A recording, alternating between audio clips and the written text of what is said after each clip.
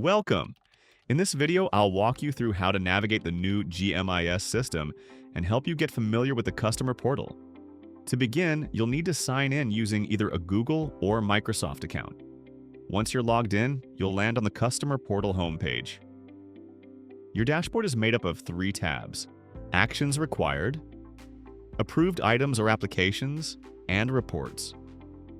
Now let's briefly look at each. Actions Required shows you the status of any applications you've submitted, whether it's a new application, an amendment, or a renewal.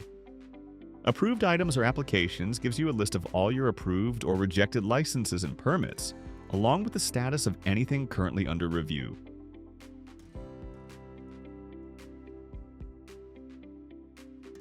You'll see labels like In Review, Approved, or Rejected.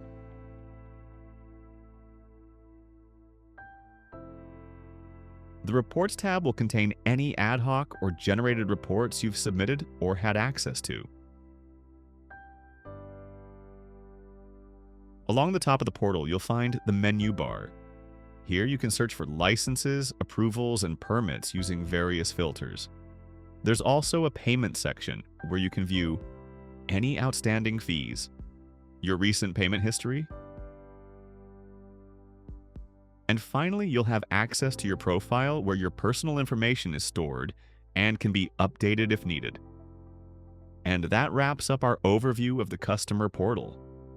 Thank you so much for watching, and if you need help at any point, feel free to reach out to our support team.